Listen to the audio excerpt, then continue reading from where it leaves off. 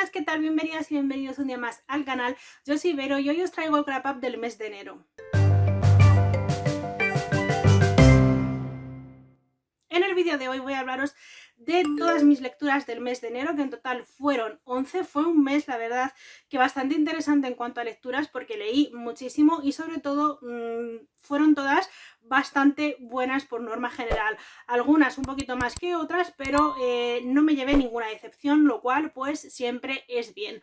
Así que no me entretengo y comienzo. El primer libro que leí en enero fue Una educación de Tara Westover y desde ya os digo que pasa directamente a formar parte de uno de los libros favoritos de este 2022.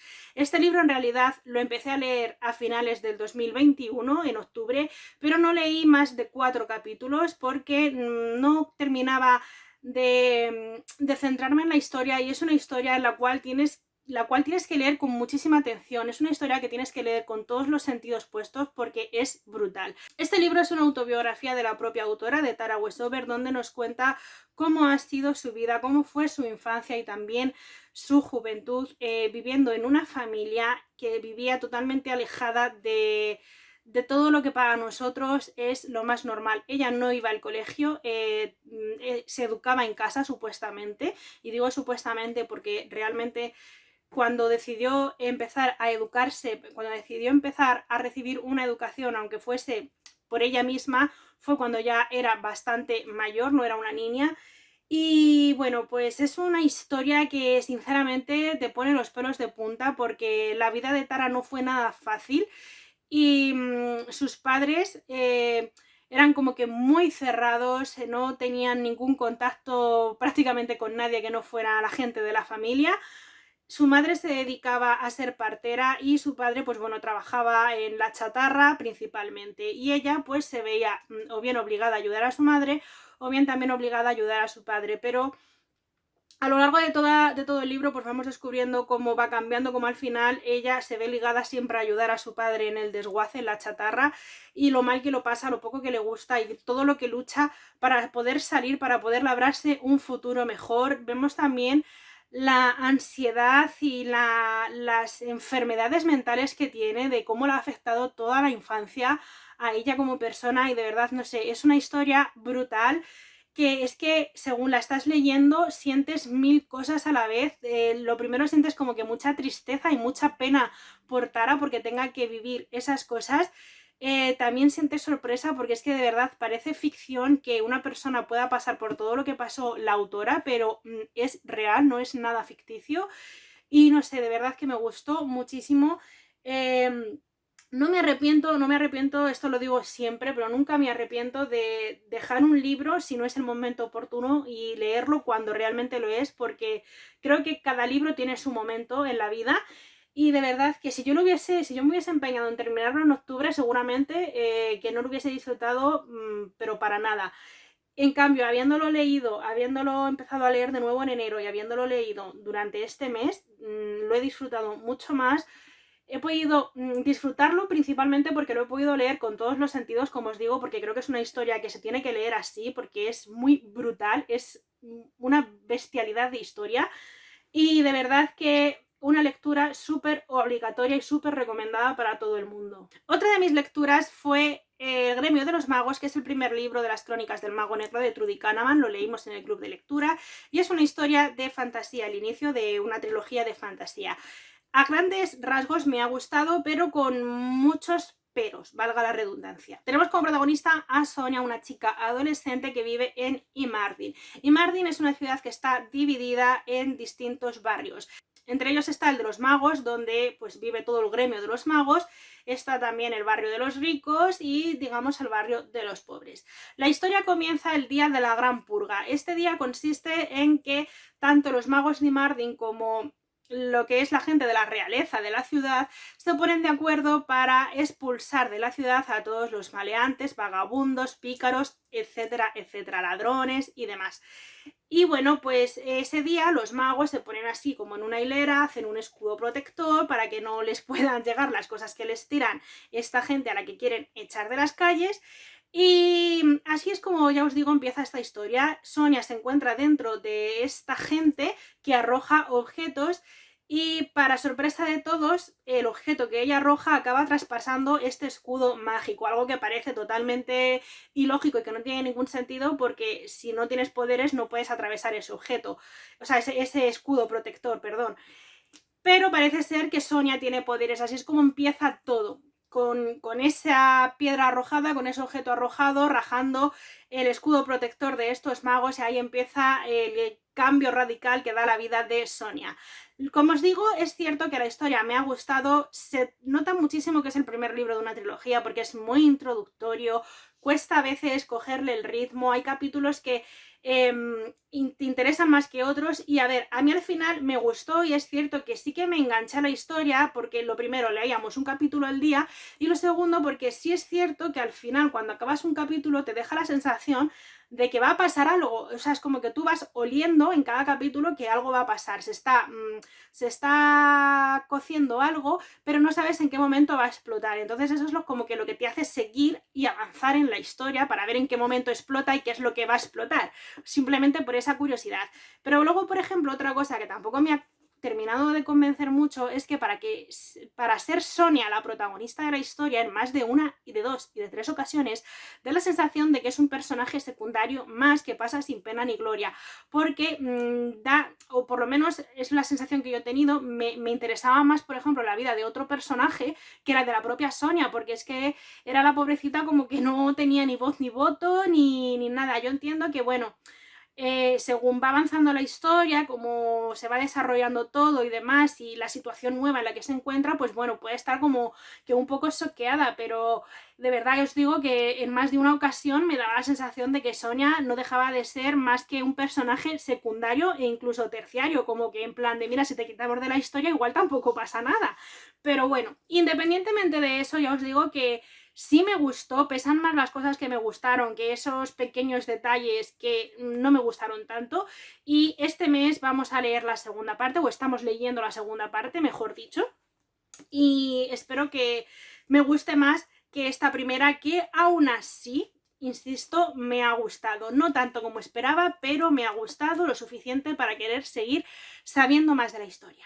Otra de mis lecturas fue Penélope Quills, La sirena perdida, de Victoria Álvarez, con ilustraciones de Judith Mayol, que son una pasada, como podéis ver ya en la portada. Este libro es una historia de fantasía, es el primer libro de una saga, pero no sé de cuántos libros va a estar compuesta. Creo que este año se publica el segundo, y de verdad que me ha gustado muchísimo. Ya os dije que quería leer más cosas de Victoria Álvarez, que el año pasado nada más que leí un libro, y este año me gustaría leer algo más, y he empezado bien porque ya en el primer mes del año he leído algo suyo. Es un libro muy finito que no llega a las 200 páginas, y como os digo, es una historia de fantasía ambientada en 1874, en la época victoriana, donde además hay sirenas. La protagonista, que es Penélope Quills, es una chica joven que lo único que desea es estudiar la fauna y la flora, pero se ve obligada a pasar sus días entre fósiles y animales disecados dentro del Museo de Curiosidades que posee su familia. Pero todo cambia un día de Navidad, cuando de repente alguien de su familia se topa con un ser que es una sirena. A partir de ahí, la vida de Penélope cambia por completo, da un giro tremendo y se vuelve todo pues como que con muchas aventuras. Ha sido una historia que me ha gustado muchísimo. Aparte, también me ha encantado volver a reencontrarme con un personaje al que yo amo, que si habéis leído la trilogía Dreaming Spires, el apellido Quills os sonará. Y es que esta es la familia del profesor Alexander Quills, y de verdad que poder reencontrarme con ese personaje que yo le amo desde que lo conocí en esa trilogía, pues ha sido como que me ha encantado. O sea, ya está, me ha encantado, ha sido una pasada y me ha gustado muchísimo. Aparte de eso, la historia también me ha parecido súper interesante, me ha encantado. Es que creo que no dejo de decir nada más que me ha encantado, pero es que es la verdad, lo he disfrutado un montón. Me ha parecido súper original y todo como que muy bien detallado y muy bien hilado, y luego además las ilustraciones de Judith, que es que son una auténtica pasada. De verdad, es que son una auténtica maravilla, para que os hagáis una idea. Aparte, luego el tema también de las sirenas en esta época y lo bien ambientada que está ese mundo de las sirenas. No sé, creo que Victoria hace magia con sus novelas, y ha sido un placer poder volver a leer a algo suyo y que haya sido este libro, porque de verdad que una maravilla. Continúo con Harry Potter y la Piedra Filosofal, el primer libro de la saga Harry Potter de J.K. Rowling. Ya sabéis que lo estoy releyendo este año, que os lo he dicho mucho, en muchas ocasiones, y la verdad es que poco puedo decir de este libro porque creo que todo el mundo ya lo conoce. Harry Potter es un niño huérfano que vive con sus tíos, con los Dursley y con su primo Dudley Dursley, que digamos le hacen la vida imposible, hasta que un día pues Harry recibe una misteriosa carta que va dirigida a él, al señor Harry Potter, y viene, parece ser, de Hogwarts, pero él no sabe lo que es eso. Como sus tíos sí que saben por dónde van los tiros, le intentan esconder esta carta, hasta que un señor muy grande y con un paraguas rosa se presenta una noche de tormenta en el cumpleaños de Harry para entregarle la carta en persona y decirle que es un mago y ha sido admitido en la escuela de magia y hechicería Hogwarts, la mejor escuela del mundo. A partir de ahí, pues la vida de Harry cambia porque se da cuenta de que es un mago, comienza a entender un poco el mundo al que él pertenece y también empieza a descubrir la verdadera muerte de sus padres, cómo murieron en realidad y todas esas cosas. Insisto en que creo que esto es innecesario porque todo el mundo conoce esta historia, si no ha leído el libro ha visto la película y si no ha hecho las dos cosas, pero bueno, aún así, pues aquí os lo dejo. Para mí ha sido un placer releer este libro, está siendo un placer de hecho releer esta saga porque hacía muchísimo tiempo desde la última vez que la había leído y reencontrarme de nuevo con los personajes y con la historia me está gustando de verdad lo que no está escrito. Es que no puedo especificaros y explicaros bien lo mucho que estoy disfrutando de esta relectura porque creo que no hay palabras, me está gustando muchísimo, es como volver a mi infancia, a mi adolescencia, ¿no? Que fue cuando los leí por primera vez y no sé, de verdad que lo estoy disfrutando un montón, obviamente, me ha encantado la historia, creo que nunca voy a poder decir que no me haya gustado un libro de Harry Potter, pero sí es cierto, ahí tengo que reconocer que es cierto que creo que Rowling lo hizo muy bien, creó un mundo de la nada que está muy bien estructurado, muy bien ambientado y lo que a mí además más me está gustando de todo esto es que a pesar de los años que han pasado, le sigo teniendo el mismo cariño y me sigue gustando lo mismo o incluso más que antes. Otro libro que leí fue Londres después de ti de Jara Santamaría, que es un libro que llevaba ya unos cuantos años esperando en mis estanterías a ser leído. Es una historia bastante breve, de 200 y poquitas páginas, no llega a las 250, y bueno, pues decidí leerlo en un fin de semana para también quitarme así algún libro de en medio, de estos que llevan tanto tiempo en las estanterías. Aquí se nos cuenta la historia de Naira principalmente, que es una chica madrileña, y de Jarek, que es un chico checo. Se conocieron en Londres cuando estuvieron de Erasmus y bueno, pues se hicieron novios, pero se tuvieron que separar después y digamos que la vida es como que les quiere dar una segunda oportunidad para que se vuelvan a reencontrar en Londres, pero al final es como que nunca se reencuentran. Y Naira tiene que aprender a hacer una vida pues lejos de este chico, aprender a quererse y a valorarse ella misma y a buscar y descubrir qué es lo que de verdad le interesa, qué es lo que quiere hacer con su vida, porque no lo tiene nada claro, a pesar de haber estudiado una carrera, de estudiar la carrera de Derecho, de ser abogada y demás, pues como que no termina de tener claro qué es lo que quiere de la vida. Ha sido un libro que ha estado bien, no es una historia que vaya a recordar yo creo que eternamente, la verdad, no ha sido tampoco una novela que vaya a considerar de mis favoritas, ni tampoco imprescindible, pero para pasar el rato ha estado bastante bien, es entretenida, deja algunas reflexiones bastante bonitas y bueno, si os gustan las historias así de romance y demás, sin duda os lo recomiendo. Peter Pan de Barry también lo leí en el mes de enero y con este libro pues cumplía una de las premisas del reto Edwardian Spirit, porque formaba parte de, si no recuerdo mal, un libro infantil. Así que yo me decanté por Peter Pan porque las otras opciones que me daban y que yo tenía, la mayoría las había leído y las que no, pues bueno, eran a lo mejor libros un poco más gruesos y no sé, al final también es cierto que tenía muchas ganas de leer Peter Pan porque es un libro que conozco la historia porque he visto la película 1000 veces, pero nunca había leído la historia como tal, así que pues tenía curiosidad y dije, pues venga, a por él. Peter Pan es un niño perdido que vive en Nunca Jamás, ya sabéis, la segunda estrella a la derecha, todo recto hasta el amanecer, y un día se cuela en la casa de los señores Darling, allí duermen Wendy y sus hermanos y bueno, todo comienza porque ha perdido su sombra, ¿vale? Y a partir de ahí es como que Peter Pan les intenta convencer para que viajen con él al país de nunca jamás, sobre todo a Wendy, porque tienen un montón de niños allí, necesitan a una mamá, quieren que ella sea la mamá de todos estos niños perdidos que la necesitan. Y es cuando empieza toda la aventura. Peter Pan además está súper enemistado desde el inicio de todos los tiempos con el Capitán Garfio, tienen ahí una lucha constante. Y bueno, la verdad es que ha sido una historia, como os digo, que la he disfrutado mucho, que me ha gustado, y lo que además me ha gustado es cuando luego me he puesto a investigar un poquito sobre el autor y sobre esta historia, ha sido descubrir que cuando Barry escribió esta historia la hizo inspirándose en unos niños a los que él acogió, y no sé, me ha parecido que como que muy bonito. Creo que además también casi todo el mundo conoce la historia esta de los niños perdidos, de que dicen que los niños perdidos son los niños que no han llegado a nacer o que han muerto de forma prematura siendo apenas pues eso, unos niños. No sé, me parece como que muy bonito, aunque también un poquito triste, pero bueno, fue un libro de verdad que lo disfruté un montón, que me gustó muchísimo. Me arrepiento de no haberlo leído antes, pero bueno, como se suele decir, nunca es tarde si la dicha es buena. Y de verdad que además también os lo recomiendo un montón si no la habéis leído, porque es cierto que la película es muy bonita y demás, pero aunque os guste la película, dar una oportunidad a la historia porque os va a gustar todavía más, os lo prometo, porque es que a mí me ha pasado eso. También leí El Duque y yo, de Julia Quinn, que es el primer libro de la saga de los Bridgerton, y me gustó muchísimo, sí, os lo reconozco. Aquí tenemos como protagonista a Daphne Bridgerton, la hermana mayor, y al duque de Hastings, Simon. Simon es el mejor amigo, o uno de los mejores amigos del hermano mayor de Daphne, de Anthony.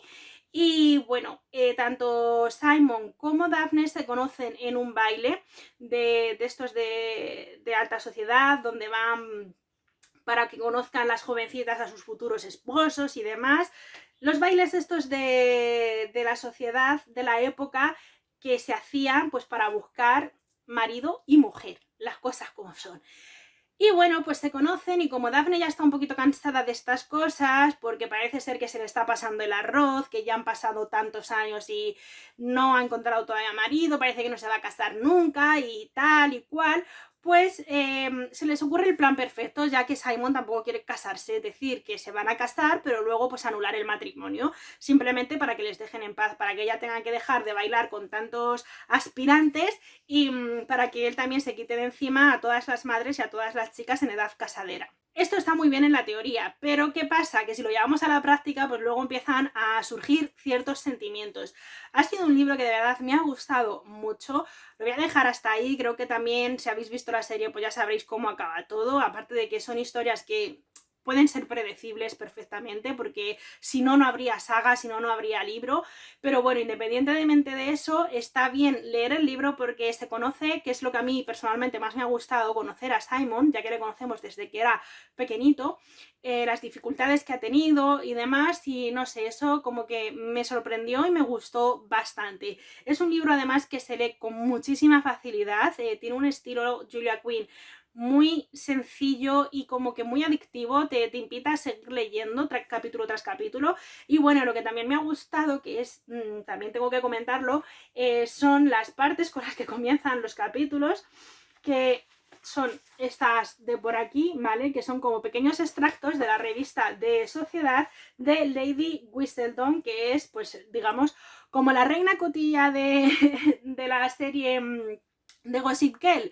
Pues esta lo es de la alta sociedad de la época. Y es como que está muy gracioso también porque nadie la conoce, pero todo, ella se entera de todo, es que se entera de absolutamente todo. Y no sé, eso también es como que está gracioso, me gustó, me pareció divertido ese guiño. Y ya os digo que me ha gustado, que estoy disfrutando mucho de momento con la saga de los Bridgerton, espero que siga así y que no me lleve ninguna decepción, que todavía me quedan unos cuantos libros por delante. Me paso ahora a Un cadáver en la biblioteca de Agatha Christie, que es el primer libro que he leído donde la investigadora es Miss Marple. Es el primer libro que leo de Miss Marple y de verdad que no va a ser el último, porque lo he disfrutado muchísimo, me ha gustado bastante. Miss Marple no es como Poirot, que Poirot es un detective, ella no es detective, ella es una anciana que está jubilada, no tiene trabajo, o sea, no tiene ni oficio ni beneficio, como se suele decir así vulgarmente. y simplemente pues que tiene como que un don para poder resolver crímenes. No se sabe por qué, pero como que se la da bastante bien. Bueno, pues todo comienza cuando en la casa de los señores Mantry, donde la dueña de la casa es amiga de Miss Marple, pues encuentran un cadáver en su biblioteca, el cadáver de una joven rubia en su biblioteca que no conocen de absolutamente nada. A partir de ahí, pues la señora Bantry se pone en contacto con Miss Marple porque aparte de que vaya a la policía, ella quiere contar con la ayuda de su amiga que sabe que se la da súper bien esto de averiguar los crímenes y de descubrir al culpable. Y a partir de ahí, ya os digo, se va desarrollando toda la historia que me ha gustado bastante. Es cierto que como he leído más libros de Poirot que de Miss Marple, creo que me quedo un poco más de momento con Poirot, pero lo que he leído en esta historia me ha gustado lo suficiente como para sentir interés y ganas de seguir sabiendo más sobre Miss Marple. El final está bastante bien. Bueno, creo que todos los libros de Agatha Christie hasta el momento a mí me han gustado. Es cierto que alguno me ha podido gustar un poco más que otro, pero por norma general todos me han gustado y todos me han sorprendido. Insisto también en esto, en que unos más que otros. Este quizás el final que tiene no es el más grandilocuente, pero es una historia que está bastante entretenida, que se lee en un suspiro y que si os gustan los libros de Agatha Christie tenéis que leerlo, está claro. Me paso también ahora a otro de Agatha Christie, en este caso La Casa Torcida. También lo leí en enero y este, en comparación con el anterior, me gustó muchísimo más. En este caso no está ni Poirot ni está Miss Marple, es un caso en general. En este libro se tiene que investigar la muerte de Aristide Leónides, el patriarca de la familia Leónides, que ya tiene 3 generaciones y que ha sido encontrado asesinado en su propia casa. Es la policía de Scotland Yard, junto con Charles, que es hijo de uno de los investigadores, quienes se tienen que encargar de descubrir quién ha sido el asesino y qué métodos ha utilizado y demás. Charles tiene una relación con Sofía, que era nieta de Aristide Leónides, y bueno, de hecho Sofía le pide también a Charles que vaya para aportar como que más información para que él pueda ver a la familia sin tener ningún tipo de opinión, porque al fin y al cabo no los conoce de absolutamente nada. La verdad es que la historia, como os digo, me gustó mucho más que la de Un cadáver en la biblioteca y me pareció mucho más sorprendente también el final. Me puso los pelos de punta porque me pareció como que wow. No sé, de verdad que la disfruté un montón, aunque es cierto que me recordó muchísimo, y aquí no tiene culpa el libro, porque este libro obviamente está escrito mucho antes que el estreno de esta película, la película de Puñales por la espalda, creo que se llamaba así, que la estrenaron hace unos años. Es una película que a mí me gustó muchísimo, pero que cuando leí luego La Casa Torcida no pude evitar encontrar ahí ciertas similitudes, porque lo más seguro es que esta película se basará muchísimo en esta historia, ya os lo digo. Si habéis visto la película y habéis leído el libro me entenderéis, y si no, pues tenéis que leer el libro y luego después ver la película para que así no os pase como a mí y luego os choquen ciertas cosas. Porque es cierto que al tener esa película como que tan fresca, que la estrenaron hace unos años, pero la recuerdo, porque además la echaron creo que hace poco por televisión, la recuerdo con mucha facilidad, pues es como que no he tenido ese factor sorpresa que debería de haber tenido. Es como que ha habido cosas que no me han sorprendido como deberían de sorprenderme, pero bueno, aún así sí es cierto que me ha parecido más impactante que Un cadáver en la biblioteca y que me gustó muchísimo. Me paso ahora a hablaros de Daisy Miller, de Henry James, que es el primer libro que he leído de este autor y espero que sea el primero de muchos. Es un libro bastante cortito y bueno, en él se nos cuenta la vida de Annie P. Miller, más conocida como Daisy Miller, y el joven norteamericano Winterbourne. Espero haberlo dicho bien, porque es que tienen unos apellidos que de verdad lo podían hacer un poco más fácil para los lectores. Ahí lo dejo, por si alguien lo quiere tener en cuenta.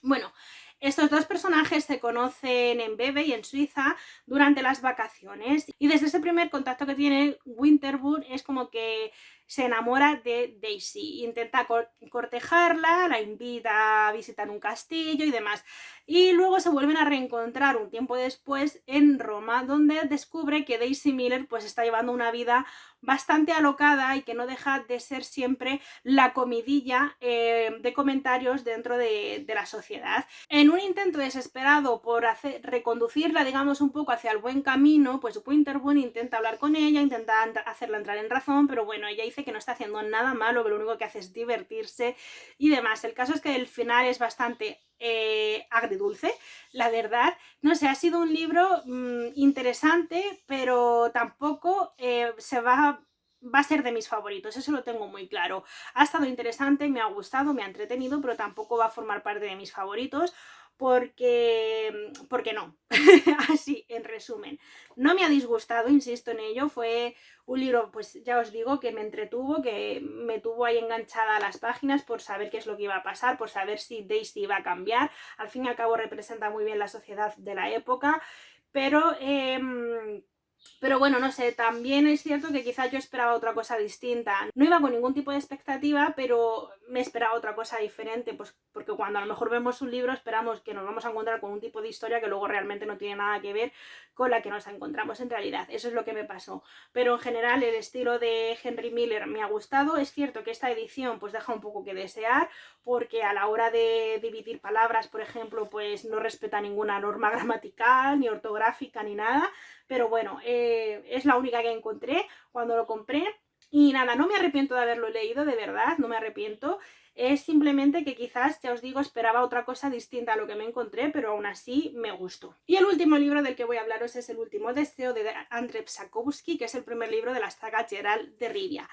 Este libro, para ser un inicio de saga, no ha estado mal, pero es cierto que también esperaba otra cosa muy distinta a lo que me encontré con él. Y os cuento por qué.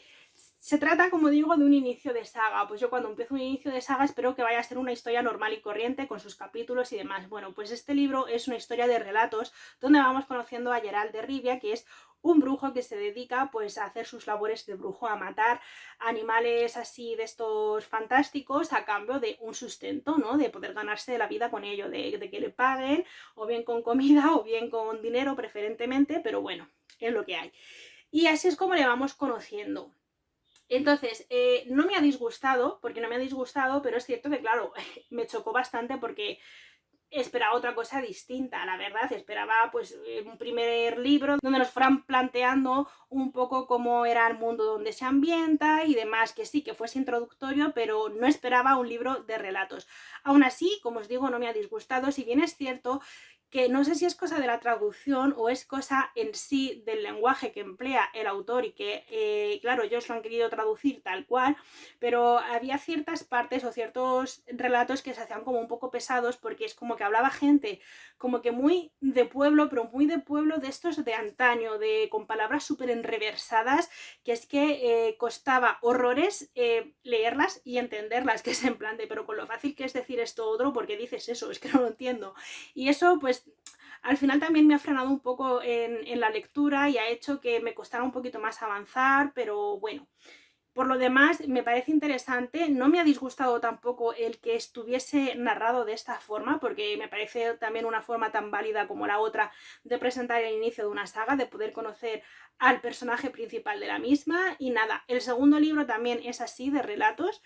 Lo digo por si habéis leído este libro y queréis leer el siguiente, que lo sepáis. Y a partir del tercero, si no me equivoco, ya es una historia, pues como tal, de una historia normal y corriente, con sus capítulos y demás, no de relatos como este. En este libro se recogen en total 6 relatos que van intercalados con otros pequeños fragmentos que los llaman La voz de la razón, que digamos van alternando el presente del protagonista con el pasado, es decir, la voz de la razón es el presente actual del protagonista y luego pasamos al relato, que sería pues algo que sucedió y que da pie a la siguiente voz de la razón, para que me entendáis. No sé, ya os digo que me parece una forma tan válida como cualquier otra, no ha estado mal, me parece original, pero sí es cierto que el tema ese de esas palabras tan raras y demás me frenó un poquito la lectura y hizo que, pues bueno, que no lo disfrutara tanto como lo hubiese disfrutado si no tuviese esas palabrejas tan raras. Y hasta aquí este resumen de lecturas con mis libros leídos en el mes de enero. Comentadme si habéis leído alguno o tenéis ganas de hacerlo, qué libros leísteis y si me recomendáis alguna de vuestras lecturas, que me encanta saber siempre vuestra opinión. Por mi parte me despido, no sin antes desearos un estupendo día, unas muy felices lecturas y nos vemos de nuevo pronto en un próximo vídeo. Hasta entonces, un besazo y sed felices. Adiós.